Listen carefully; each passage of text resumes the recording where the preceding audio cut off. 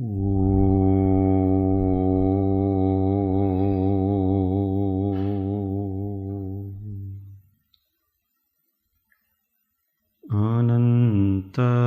અનંત ભાવ ભેદથી ભરેલી ભલી અનંત અનંત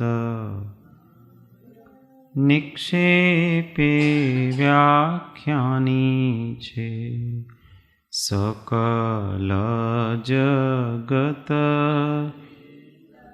કારિણી હારિણી મોહ તારિણી ભવાબ્ધિ મોક્ષ ચારિણી પ્રામ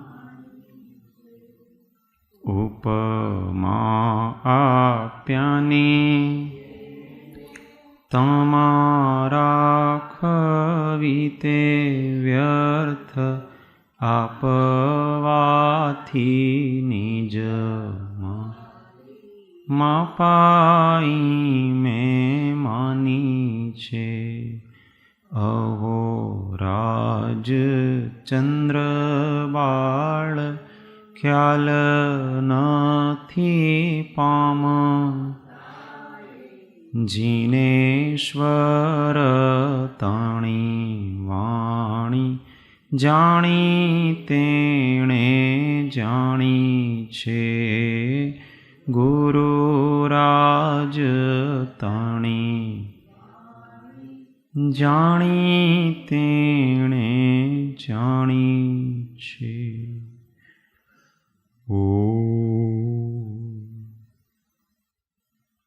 જય સદગુરુ, જય જિનેન્દ્ર. સ્વાધ્યાયમાં શ્રી અનુભૂતિના ઉદ્ગારો પુસ્તક વિચાર નોંધ 2 પાના નંબર 16.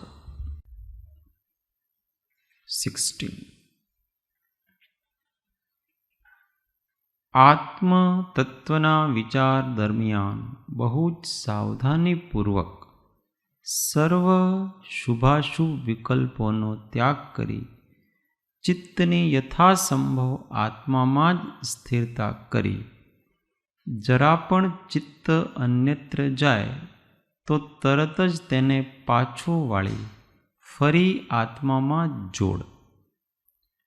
આવો અભ્યાસ જ પુનઃ પુનઃ કર્તવ્ય છે. સર્વ મહામુમુક્ષુઓ આમ જ આત્મ સ્વરૂપ સ્થિરતાના અભ્યાસથી પુનઃ પુનઃ ચિત્તને આત્મામાં જોડી પોતાના આત્માની ઉચ્ચ ઉત્તમ અને શુદ્ધ દશાને પામ્યા છે. આ રીતે જ તેઓ આત્માની સમાધિને પામ્યા છે. આવી નિર્વિકલ્પ આત્મસમાધિને ઈચ્છતો તું હવે પુનઃ પણ તે જ અભ્યાસને ખૂબ સાવધાનીથી, ખૂબ પ્રયત્નપૂર્વક, ખૂબ ખંતથી, ધૈર્યથી, વૈરાગ્યથી, સર્વ પુરુષાર્થપૂર્વક ભજ. આમાં સાહેબજી પોતે જ ગુરુ છે ને પોતે જ શિષ્ય છે. પોતે પોતાને જ સમજાવે છે. જે દશા એમને પ્રાપ્ત કરવી છે એ દશાનું એમને સંપૂર્ણ જ્ઞાન છે.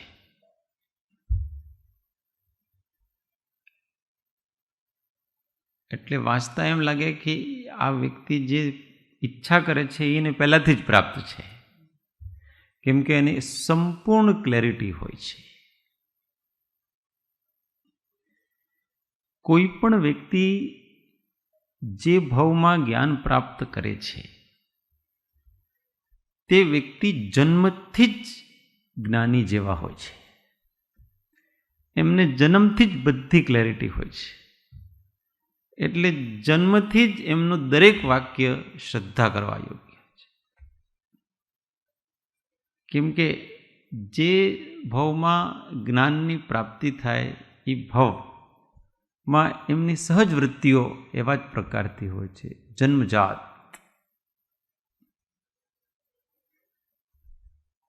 એટલે પૂર્વનું જીવન જુઓ તો મહાત્મા પુરુષોનું પણ બચપન પણ એવું જ હોય. જીવનમાં કોઈ પ્રત્યે ખૂબ આસક્તિ નહીં, દ્વેષ તો હોય જ નહીં, બધા સાથે પ્રેમથી રહેવું, લડાઈ ઝઘડા તો ગમે જ નહીં, કોઈ મારું તારું નહીં, બધા સાથે એકતા, કોઈના પ્રત્યે ઈર્ષા દ્વેષ કરવા નહીં. આ જન્મથી જ હોય, બાય બર્થ. ભલે એ ધર્મ માર્ગ પર આવ્યો ન તોય હોય, આ એ ચેતનાની એવી યોગ્યતા છે. તો આત્મતત્વના વિચાર દરમિયાન બહુ જ સાવધાનીપૂર્વક સર્વ શુભાશુભ વિકલ્પોનો ત્યાગ કરી ચિત્તની યથાસંભવ આત્મામાં જ સ્થિરતા કર. તો જ્યારે આત્મતત્વના વિચારમાં એટલે કે ધ્યાનમાં હોઈએ ત્યારની વાત છે. બહુ જ સાવધાનીપૂર્વક સર્વ શુભાશુભ વિકલ્પોનો ત્યાગ કરી. અહીંયા સાવધાની એટલે વિકલ્પ અને આહોં એમાં અત્યંત જાગૃતિ, અને જરા પણ પોતાની જાતને વિકલ્પાકાર ન કરી દેવો, તરત પાછો ખેંચે એને. વિકલ્પ અને આત્મા એ બંનેમાં અત્યંત સૂક્ષ્મતાથી સાવધાનીથી ભેદ કરવાનો. આ જે હું છું, જેમાં વિકલ્પ આવે અને જાય છે, જે વિકલ્પનો દ્રષ્ટા છે તે આ હું છું, અને વિકલ્પ જે છે એ બાહ્ય ભાવ છે, એમ એનાથી સ્પષ્ટ જુદાપણું સૂક્ષ્મતાથી. એમ વિકલ્પોનો ત્યાગ કરી ચિત્તની યથાસંભવ આત્મામાં જ સ્થિરતા કર. જેટલું થઈ શકે, જેટલી આપણી ભૂમિકા છે, એટલું હંમેશા આપણે આત્મસ્થિરતા કરવાનો પ્રયત્ન કરવો જોઈએ. આખી શક્તિ એમાં લગાવવાનો પ્રયત્ન કરવો જોઈએ. જરા પણ ચિત્ત અન્યત્ર જાય તો તરત જ તેને પાછો વાળી ફરી આત્મામાં જ જોડ. બીજે વિચાર દરમિયાન બીજા ઘણા વિચાર આવે, બીજા વિકલ્પ આવે, તો એને તરત ત્યાંથી ખેંચી લો. આ વિકલ્પ અનાત્મીય વિકલ્પ છે, આનાથી ન મારું ભલું છે ન બીજાનું ભલું છે. હું નિત્ય પ્રત્યક્ષ સહજ અનુભવ સ્વરૂપ નિરાબાદ આ ચેતના છું. એમ કરીને પાછું ખેંચવા. આવો અભ્યાસ જ પુનઃ પુનઃ કર્તવ્ય છે. આ પ્રકારનો અભ્યાસ વારંવાર ખાતા પીતા ઉઠતા બેસતા નાતા સૂતા પહેલા, ઉઠતા અને જે કરતા હોય, સ્વાધ્યાય દરમિયાન, સત્સંગ દરમિયાન, ભક્તિ દરમિયાન, ધ્યાન દરમિયાન, કામ તો એક જ કરવાનું છે, ભેદ જ્ઞાન. બીજું કંઈ કામ નથી. કેમ કે ભેદ જ્ઞાનથી જ સર્વસિદ્ધિ છે. એનાથી જ સમ્યક દર્શનની પ્રાપ્તિ થાય છે, એનાથી સમ્યક જ્ઞાનની પ્રાપ્તિ થાય છે, એનાથી જ સમ્યક ચારિત્ર્યની પ્રાપ્તિ થાય છે. સર્વ મહામુમુક્ષુઓ આમ જ આત્મ સ્વરૂપ સ્થિરતાના અભ્યાસથી પુનઃ પુનઃ ચિત્તને આત્મામાં જોડી પોતાના આત્માની ઉચ્ચ ઉત્તમ અને શુદ્ધ દશાને પામ્યા છે. આવો જો ભેદ વિજ્ઞાન કરે એને મહામુમુક્ષુ કીધું છે. એક સામાન્ય મુમુક્ષુ હોય, ઠીક હે, આપણે ભાવ બગડવા ન દેવા, એટલે સત્સંગમાં રહેવું, સ્વાધ્યાય કરવો, ભક્તિ પૂજા કરવી અને સારું કરવું, કોઈનું ખોટું કરવું નહીં, અને ભગવાનને પ્રાર્થના કરવી કે હે ભગવાન મને મોક્ષ આપજે. આનું નામ સામાન્ય મુમુક્ષુ છે. અને મહામુમુક્ષુ અભિક્ષન સ્વરૂપાનુસંધાન. કોઈને પ્રાર્થના કરવાથી મારું કામ થશે નહીં. હું આ આત્મા છું, આત્માને મારે આત્મારૂપ કરવાનો છે, એમાં કોઈ બીજા સહાયક થવાના નથી. મારે પુરુષાર્થ કરવો છે.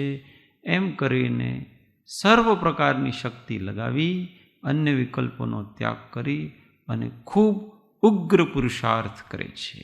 એનું નામ મહામુમુક્ષુ કહેવાય છે. ઢીલા ઢાલા ન હોય,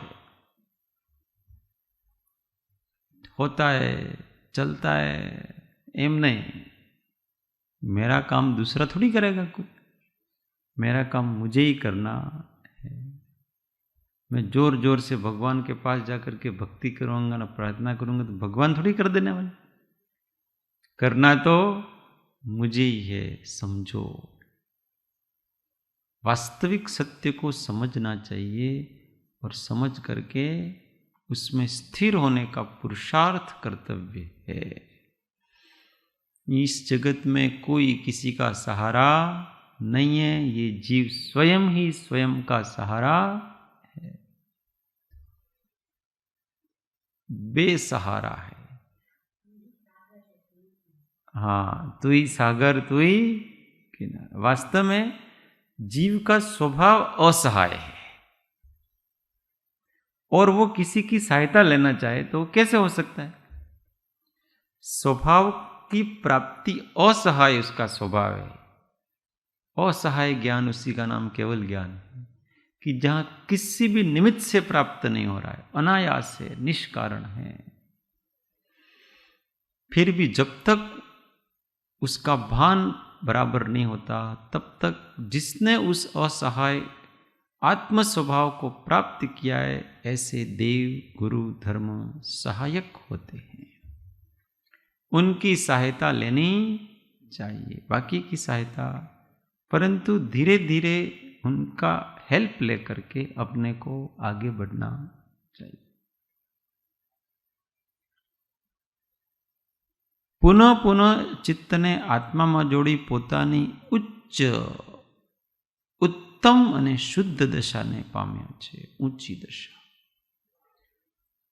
ऊंचा चढ़वा જોઈએ. ऊंचा मतलब राग द्वेष से, संसार से ऊपर. अब संसार के प्रसंग घटनाएं ज़्यादा अपने को प्रभावित नहीं करने चाहिए. संयोग वियोग ये सब होते रहते हैं, साता असाता ये सब होते रहते. जो बदलता रहता है उसमें ज़्यादा अपना मन नहीं लगाना, और जो नहीं बदलता है ऐसा यह मैं निरापात अनुभव स्वरूप चेतना, वो नहीं बदलता है, वही मेरा साथी है और कोई साथी नहीं. ઘણું સારું ભજન છે. तू ही सागर है तू ही किनारा, ढूंढता है तू किसका सहारा, ढूंढता है तू किसका सहारा. तू ही सागर है तू ही किनारा, ढूंढता है तू किसका सहारा. कभी तन में कभी मन में उलझा, तू सदा अपने दामन में उलझा. कभी तन में कभी मन में उलझा, तू सदा अपने दामन में उलझा. जीता सबसे तू अपने से हारा, जीता सबसे तू अपने से हारा. ढूंढता है तू किसका सहारा, ढूंढता है तू किसका सहारा. कभी मन में कभी तन में उलझा. कभी तो अपन शरीर के विकल्पों में उलझ जाते हैं, आज आ दुखे छे ने आम थाय छे ने पेलो थाय छे. और कभी मानसिक व्यथाएं, इष्ट का वियोग, अनिष्ट का संयोग, इसमें उलझते रहते. तू सदा अपने दामन में उलझा. जीता सबसे तू अपने से हारा. બધાને જીતી લીધા. પેલા સિકંદર મહારાજ વિશ્વ વિજય करवा निकला नहीं, तो उसने सारी दुनिया को, आधी दुनिया को तो जीत लिया, परंतु वो अपने अहंकार को नहीं जीत पाया. इसलिए आधी इच्छा रख करके गया. रावण ने 3 खंड का राज तो जीत लिया, परंतु एक छोटी सी स्त्री की इच्छा को नहीं जीत पाया, और जिसके कारण से उसका नाश हो गया. उसका ही नाश नहीं हो गया, उसके पूरे परिवार का, खानदान का नाश हो गया. उतना नहीं जीत पाया. बस एक राग को जीतना था, एक छोटे से अहंकार को जीतना था कि भाई मेरे से गलती हो गई, मुझे माफ कर लो. नहीं जीत सका. 3 खंड का राज जीत लिया और ये नहीं जीत सका. अपने अहंकार को नहीं जीत सकता, अपने क्रोध को नहीं जीता, अपने काम को नहीं जीत पाया, तो क्या जीता.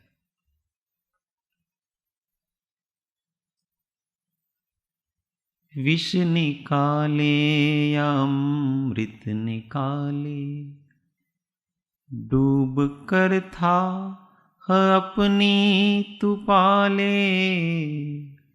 विष निकाले या अमृत निकाले, डूब कर था अपनी तू पाले. तू ही शिव का दुलारा, तू ही शिव का दुलारा. ढूंढता है तू किसका सहारा, ढूंढता है तू किसका सहारा. अंदर जाओ ऐसा कह रहे हैं. विष निकालो या अमृत निकालो. जब हम आत्मानुसंधान में जाएंगे तो सबसे पहले तो विष निकलेगा. कषाय दिखेंगी, दोष दिखेंगे, विकार दिखेंगे, अनादि के संस्कार है वो अपने सामने आएंगे. समुद्र मंथन में सबसे पहले क्या निकला? सबसे पहले विष निकला. देवता और दानवों ने मिलकर के अमृत के लिए समुद्र मंथन किया था. कि ब्रह्मा जी ने कहा कि भाई अगर तुमको अमर होना है तो इस समुद्र का मंथन करो, इसमें इसके गर्भ में अमृत है. तो अकेले तो कर नहीं सकते. देवताओं ने पहले विचार किया कि यार हम अकेले ही करेंगे, पर उनकी शक्ति नहीं चली. फिर उन्होंने दानवों की हेल्प ली. कुछ काम करना है तो हेल्प लेनी पड़ती है, तो भाई वो शक्तिशाली थे. तो अपन दोनों मिल करके, तो वासुकी नाम का नाग था, मंदराचल पर्वत उसके बीचों बीच, तो उससे उसको मंथन सींचना था. देवता बहुत चालाक थे. उन्होंने जब मंथन करना था तो उनको, दानवों को आगे किया. आप पहले सांप के मुख के पास उनको रखा और पूंछ उन्होंने पकड़ी देवताओं ने. फिर एक एक करके वस्तु निकलती गई. उसमें सबसे पहले जितना कचरा था वो सब विष हो गया था अंदर. बहुत समय से निकाला नहीं था ना, तो वो विष निकला उसमें से. तो विष कौन पिए? और दानव देवताओं ने भी मना कर दिया, हम भी नहीं पिएंगे. दानवों ने भी मना कर दिया, हम भी नहीं पिएंगे, हमको तो अमृत चाहिए. पर वो इतना फैल रहा था कि वो सारी सृष्टि को, सभी वनस्पतियों को, सबको नष्ट कर रहा था. हलाहल विष. फिर सब मिल करके शिव जी के पास गए कि भाई अभी ये पूरी दुनिया है ना नष्ट हो जाएगी, कृपया करके इस विष का कुछ इलाज करो. तो फिर शिव जी आए और उन्होंने उस विष को पी लिया. और पी कहाँ रखा पता है? केवल गले में रखा. क्यों? अंदर डाले तो वही मर जाए, अगर गले से नीचे गया तो खुद मर जाएंगे, क्योंकि वो विष ऐसा था। और बाहर निकाला है तो संसार मर जाएगा। इसलिए संसार को भी बचाना है और अपने को भी बचाना है, इसलिए उन्होंने बीच में रखा उसको। इसलिए उस दिन से वो नीलकंठ कहलाते हैं। उनका कंठ है वो नीला हो गया, विष के कारण से नीला हो गया। ऐसे ही अपन जब अनुसंधान में जाएंगे, ये तो एक उपमा की कथा है, रूपक कथा है मात्र। उससे आचार्य ऐसा समझाते हैं कि जब हम अपने अनुसंधान करेंगे तो अंदर से कषायों का विष निकलेगा। अनादि काल के काम, क्रोध, लोभ, मोह, ईर्षा, द्वेष, ये संस्कार निकलेंगे अंदर से।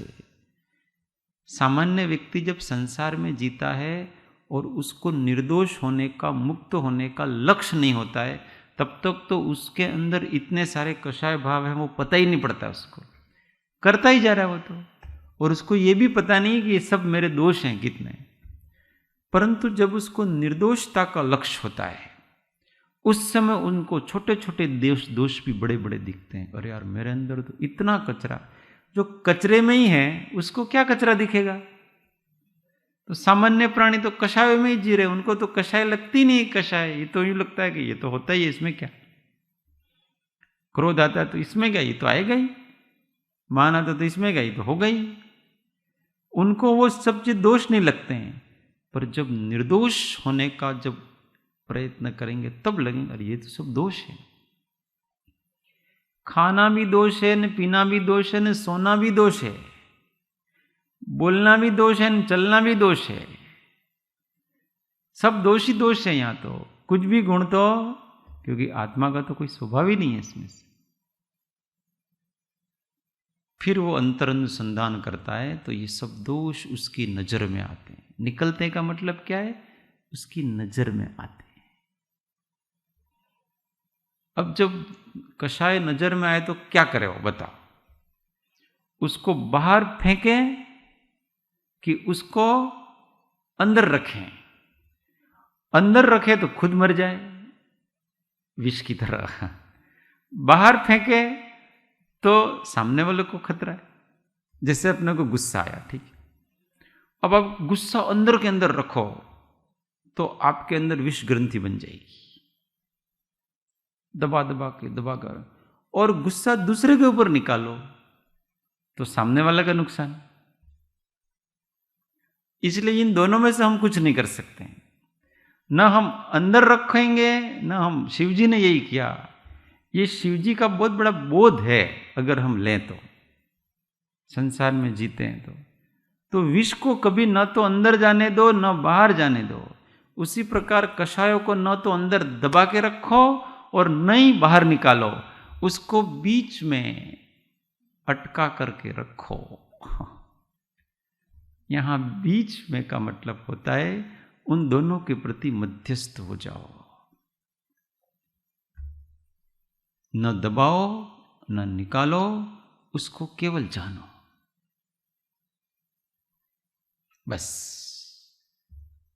ज्ञान बीच का रास्ता है, वो न अंदर है न बाहर है। विष को विष के रूप में जानो, किसी के ऊपर उस विष का प्रयोग मत करो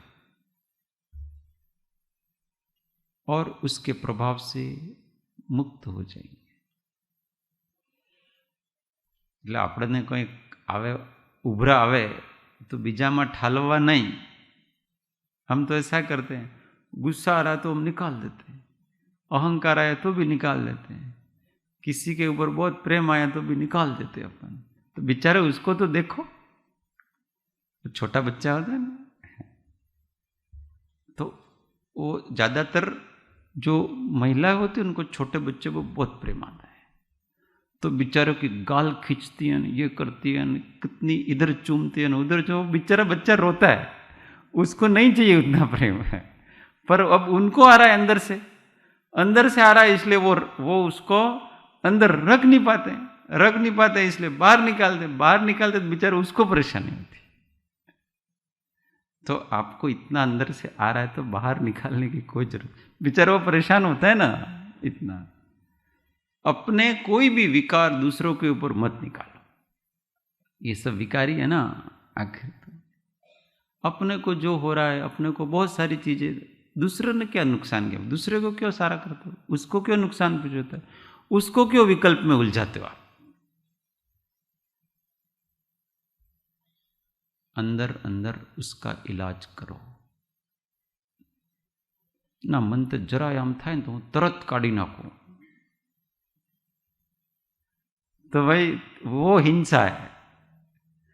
आप अपनी बीमारियां, अपने रोग दूसरे के ऊपर निकालते हो, ये एक बड़ी हिंसा है। सामने वालों को बेचारा ध्यान रखो, वो भी इंसान है, उसकी भी भावनाएं हैं, उसको भी तकलीफ होती है।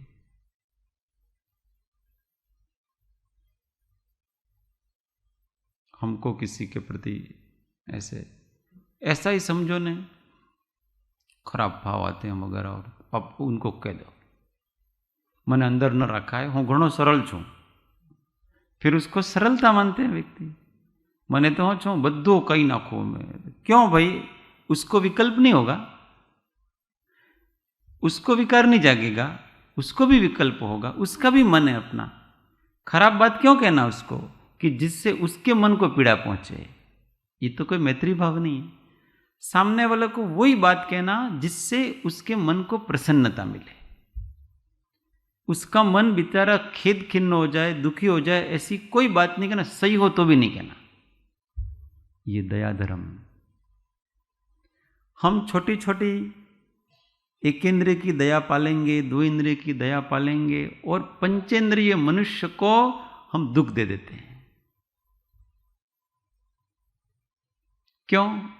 अपनी पीड़ा से मुक्त होने के लिए। सब ध्यान रखने जैसा।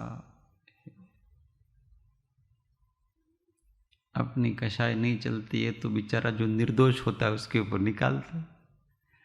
जैसे सास बहू का झगड़ा हुआ तो अब वो सास को तो कुछ कह नहीं सकती, और उसको गुस्सा बहुत आता है, अंदर से तो आता है, तो क्या करेगी वो। तो जब अपने बच्चे को स्नान कराती है ना, उस समय उसको घिस घिस के फिर 2-4 चाटा लगा देंगी। नहीं पर तुम्हारे बच्चे ने क्या किया है, पर वो उसको तो, सास को तो कुछ कह नहीं सकती, इसलिए सारा गुस्सा किसके ऊपर निकलेगा, बच्चे के ऊपर। क्योंकि वो कुछ कहेगा नहीं बेचारा।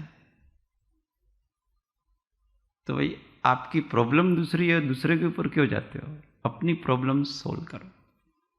इतना साहस जगाओ कि जिसके प्रति जो है उसी से कहो आप, नहीं तो वो निर्दोष का क्या है। दया बहुत सूक्ष्म वस्तु है, हमको तो दया का स्वरूप ही पता नहीं है।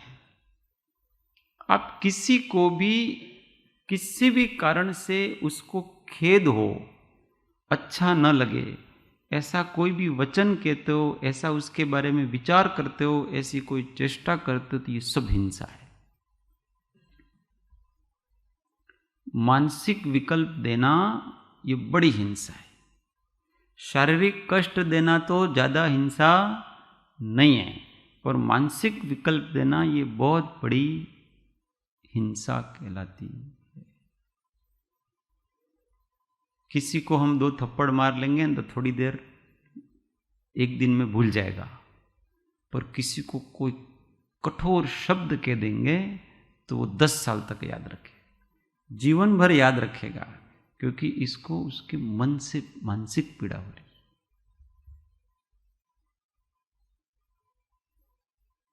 देवों को देखो, नारकियों को शारीरिक पीड़ा हो रही,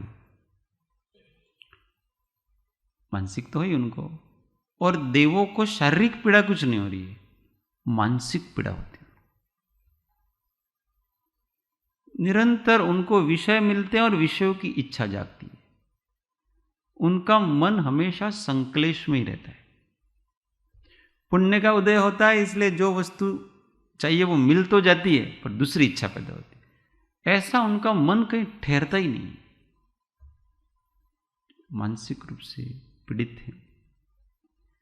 जो इंद्रिय विषयों में भोग विलास में लगे रहते हैं, इसका मतलब वो पीड़ित हैं, इसलिए तो लगे रहते हैं। पीड़ित नहीं हो तो कैसे लगे रहे?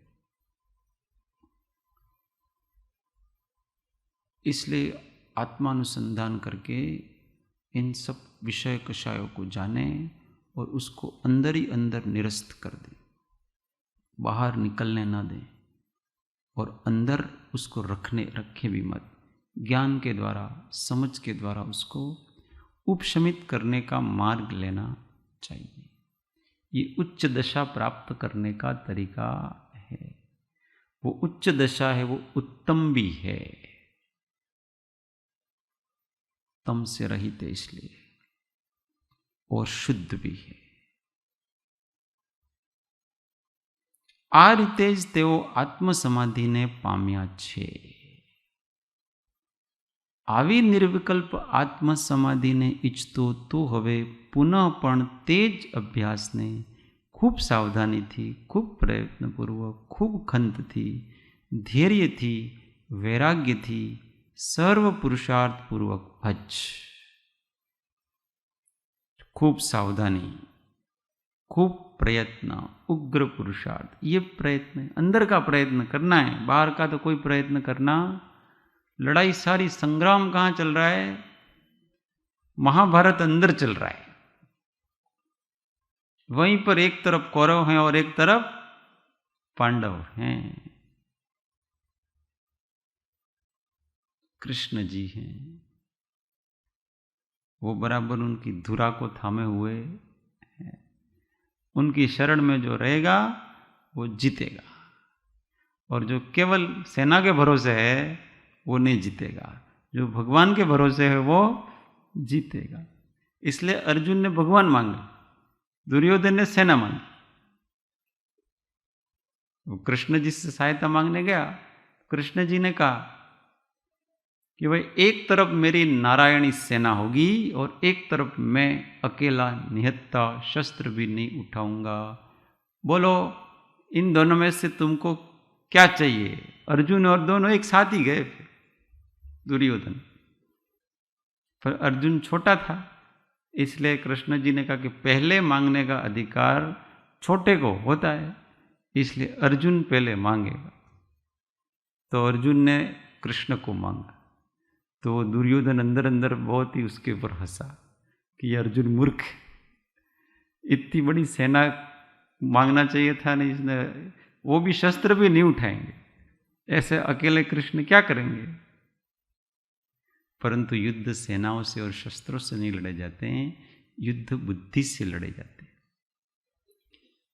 और सत्य से लड़े जाते हैं, आस्था से, श्रद्धा से लड़े जाते हैं। कृष्ण जहां है वहीं सत्य है, और उसने सत्य को तो नहीं और सेना को मांगा। वो सेना को तो एक ही तीर में सारी सेना को वो दुर्योधन, वो अर्जुन नष्ट कर देता है। सेना का क्या करना इतना? ऐसे अपने अंदर जो महाभारत चल रहा है उसमें अपनी डोरी है, वो रथ की धुरा है, वो कृष्ण नाम का सारथी चला रहा है, उसको विवेक कहते हैं। उस विवेक के हाथ में अपनी डोर है तो वो हमेशा सही जगह ले जाएगा। और जो केवल भावनाओं पे चलता है, विवेक का अंकुश नहीं है, शारीरिक शक्ति से चलता है, वो कभी विजय प्राप्त करेगा नहीं। कला है। विवेक से उन शत्रुओं को देखा जाए, उनकी दुर्बलता को देखा जाए कि कब इनका बल थोड़ा कम पड़ेगा और कब मैं इनको जीतूं। जब शत्रु प्रबल हो उस समय अपने को उसकी तरफ ध्यान नहीं देना। किस में ध्यान देना? आत्मभावना करते रहना। हमारे अंदर हमारा लक्ष्य तो वितराग होना है, राग द्वेष से रहित होना है, क्रोध मान माया काम आदि से रहित होना है। होना ये है, इसलिए एक एक करके उसको निकालना है अपने को। परंतु कोई दोष ऐसे होते हैं जो बड़े भारी होते हैं, संस्कार भी बहुत गहरे होते हैं। अब उस समय उनका उदय भी बहुत, उसकी तरफ ध्यान मत दो। दूसरा काम करो, अपना आत्मभावना करते रहो, स्वाध्याय करते रहो, सत्संग, नजर रखो इसको, मेरे को कभी न कभी इसको जीतना जरूरी है, पर अभी मेरे ये काबू में आएगा नहीं, इसलिए थोड़ी देर उसके साथ समझौता कर लिया जाए। जैसे शत्रु जब प्रबल होता है तो थोड़ी देर उसके साथ संधि कर ली जाती है कि चलो अब इतना आपको दिया और आप हमारे राज्य पे आक्रमण मत करना, शांति। परंतु अंदर अंदर वो अपनी सेना तैयार करता रहता है, क्योंकि पता है कि ये फिर से करेगा। और जब अपनी सेना तैयार हो गई और सामने वाला ऐसा लगा कि अब ये थोड़ा ढीला पड़ा है और प्रमाद में आया है, क्योंकि जिसके पास अधिक शक्ति होती है वो कभी प्रमादी हो जाता है, विलासी हो जाता है। और जैसे ही वो विलासी हो और प्रमादी हो और सोया हुआ हो, उसके ऊपर अटैक करो, शिवाजी महाराज की तरह। शिवाजी महाराज की नीति ये थी, शत्रु को जीतना ये नीति थी, तो कैसे भी करके जीतना है बस। ऐसे ही जब अपना पुण्य का उदय हो, अर्थात कषाय मंद हो और पाप की शक्ति ढीली पड़े, उस समय इनका जोर ज्यादा नहीं चलता है। काम, क्रोध, लोभ, मोह, मद, इनका जोर ज्यादा नहीं चलता है। उस समय पूरी शक्ति लगा करके उनके ऊपर आक्रमण करना चाहिए, तीव्र आत्मभावना करनी चाहिए, तीव्र आत्मानुसंधान। यहां ये कह रहे हैं, खूब प्रयत्न पूर्वक, खूब खंत थे, धैर्य थी। हार गए तो कोई बात नहीं, वापस लौट जाओ, फिर वापस शक्ति संग्रह करके वापस। चाणक्य और चंद्रगुप्त, इन्होंने मगध को जीतने के बहुत प्रयत्न किए, 15, 16, 17 बार, कितनी बार आक्रमण किया, हर बार सफल होते हो, हर बार शक्ति नहीं पैदा करते हो, छोटे छोटे राज्यों को जीतते हैं। फिर अंत में उस चंद्रगुप्त ने जीता, उसको धीरज रखनी पड़ती है, वैराग्य, मोक्ष मार्ग में वैराग्य, सर्व पुरुषार्थ पूर्वक भज। ઉપર કયો તે પ્રકારે ધ્યાન અભ્યાસનો સમય ન હોય ત્યારે પણ ભેદ વિજ્ઞાન જ્યોતિને તીવ્ર રાખ. કોઈ કાર્યમાં રસપૂર્વક એકત્વી બુદ્ધિ ન કર, કારણ કે આત્મકાર્ય સિવાય આ જીવનું કોઈ કાર્ય હતું નહીં, છે નહીં અને થશે નહીં. પરંતુ અજ્ઞાનથી ઊંધો માનતો હતો, હવે સવળો પડ્યો તે સમ્યક પ્રકારે જ સર્વ વસ્તુઓનો જ્ઞાતા થયો.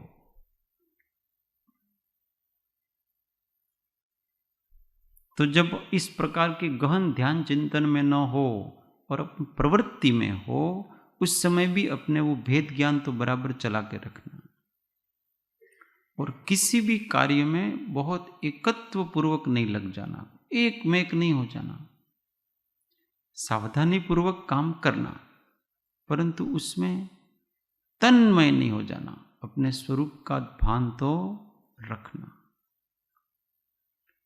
क्यों? क्योंकि आत्म कार्य के सिवा और कोई कार्य करने जैसा नहीं है, जर्रा भी नहीं है.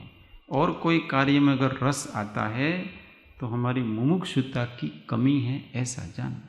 हाँ,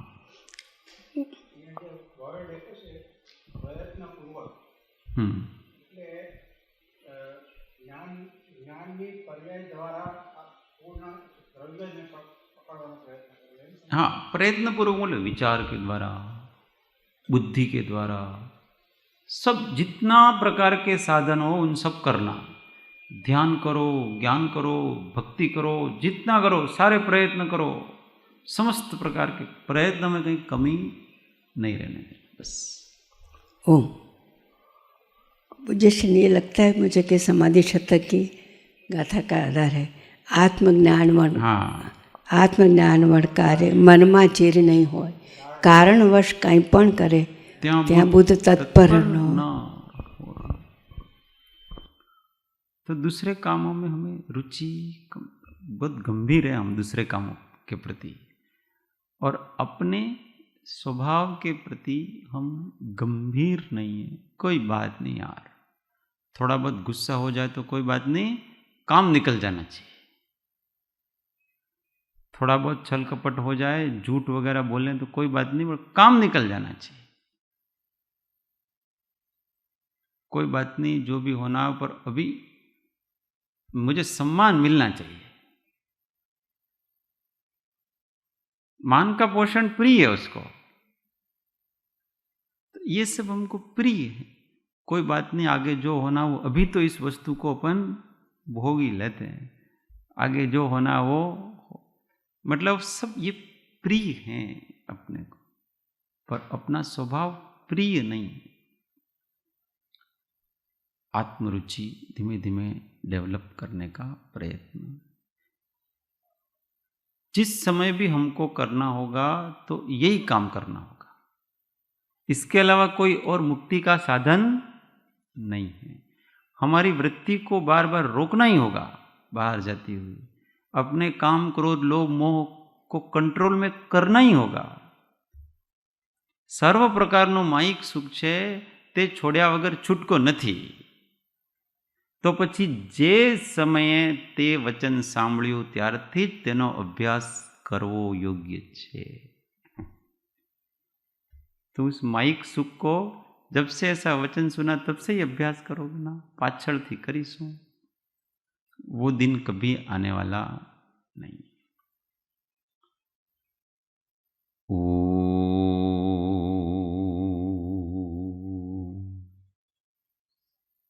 सुखधाम अनंत सुसंत चहि, दिन रात्र रहे ध्यान मही.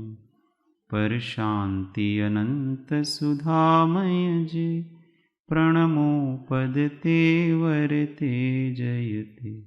हो प्रणमो पद ते वरते जय. बोलो महावीर स्वामी पंच परमेष्ठी परम कृपाळु सद्गुरु सब संतन की जय. शुद्ध आत्मदेव की जय. ओ जय सद्गुरु.